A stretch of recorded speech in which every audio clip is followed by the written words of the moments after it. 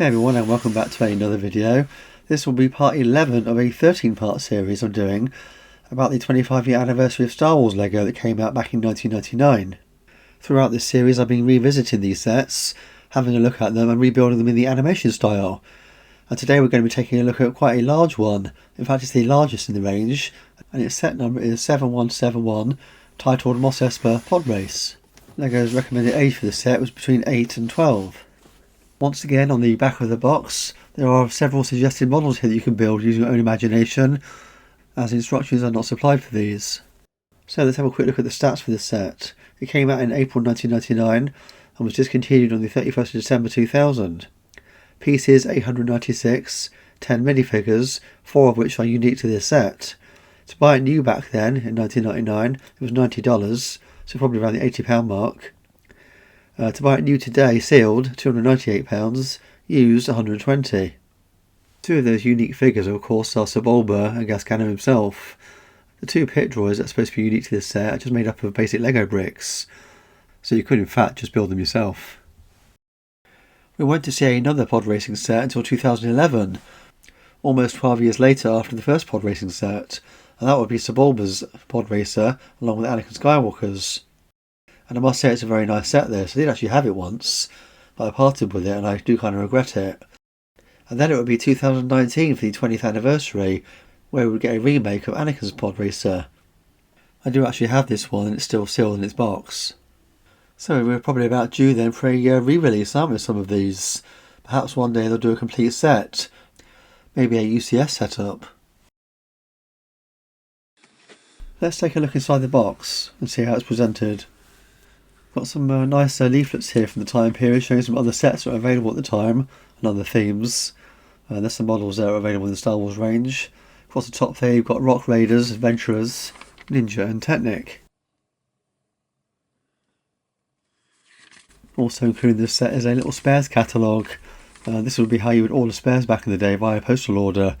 I don't think LEGO had anything set up online back then.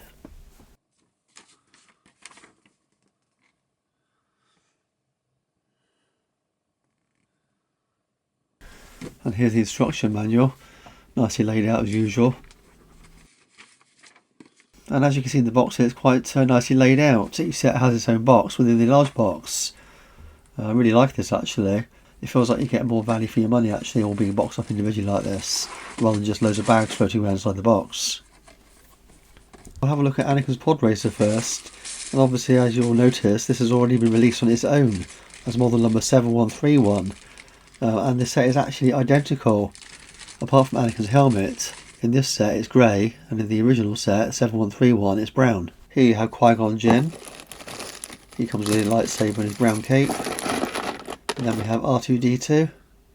I also found the print quite strange on these early R2 units, with it being so high as a band, but just being a band around the top of the dome.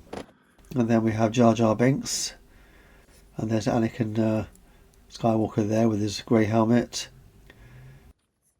and Padme. Okay, so what I'm going to do is build one of these at a time. We'll start off with Anakin's Podracer, and we'll build this in the animation style as I've done the rest of the videos.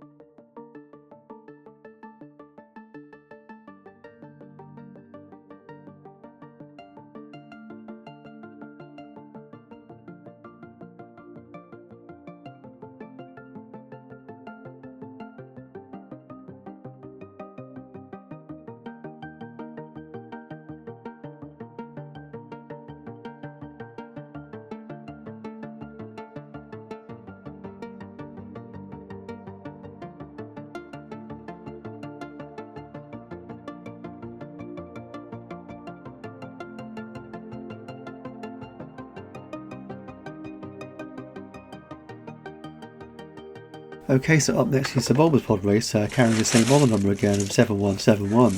This is the larger of the three pod racers here in this set. Just one figure in this one, it's Sebulba himself. He's here somewhere. And there he is. This is a single piece mould, this figure. A little bit disappointing actually. I was hoping they'd do something a little bit better than this, but I guess what they had to work with at the time, this will have to do. Time to get this one built.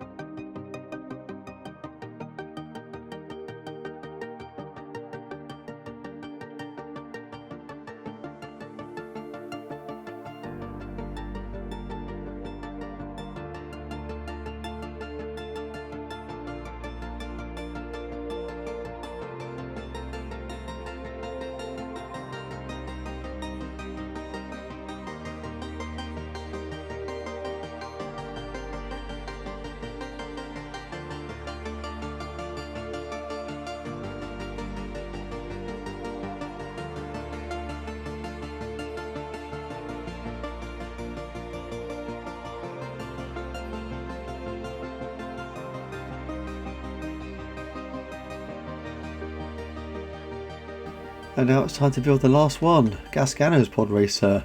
This one's sort of an in-between size compared to the other two. Just one minifig again with this set, if you can call it that, because the only thing that's really minifig related is the head and the helmet. The rest of it's made out of other Lego parts. Okay, let's build the final Podracer in this set.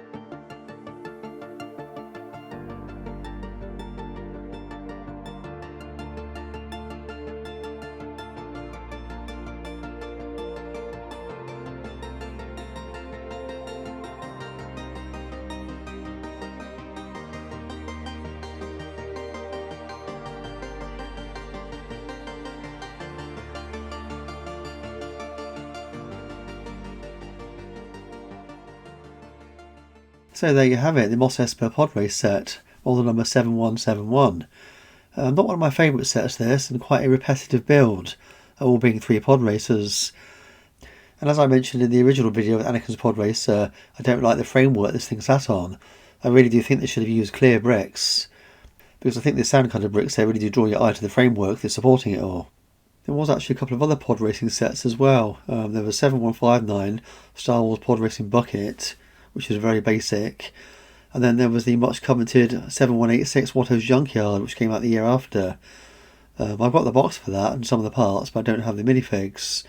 Of course, they're the most expensive part of this set. Watto himself commands sort of £200 plus these days. Well, I hope you enjoyed watching that with me. Please stay tuned for part 12. There's just 2 episodes left now this series.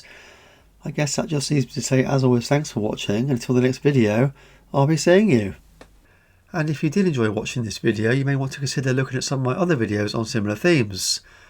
I'm usually buying something on eBay to relive that nostalgia, and I have plenty more videos planned for the future. Thanks for watching.